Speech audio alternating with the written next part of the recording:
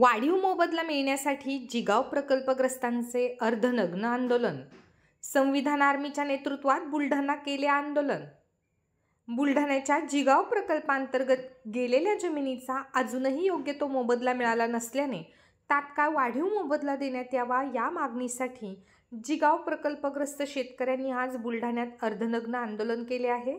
संविधान आर्मीच्या नेतृत्वात हे आंदोलन करण्यात येत असून शासनाने प्रकल्पग्रस्तांची दखल न घेतल्यास जलसमाधी आंदोलन करण्याचा इशारा यावेळी देण्यात आला आहे। यापूर्वी देखील विविध आंदोलनाच्या माध्यमातून शासनाचे लक्ष वेधण्यात आले होते।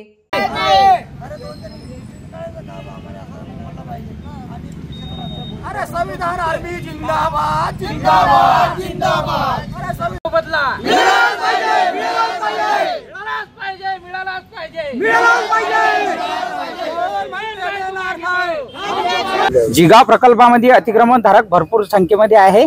त्यांनी इंग्रजाच्या कायद्यानुसार दंड स्वीकारले आहे यांनी तहसील विभागाने, आणि आमची जमीन आता डुबी क्षेत्रामध्ये जात असून त्यांचा मोबदला यांनी दिलेला नाही आणि कायद्यानुसार यांनी दंड आमच्याकडून स्वीकारलेला असून आम्हाला त्या जमिनीचा मोबदला पाहिजे।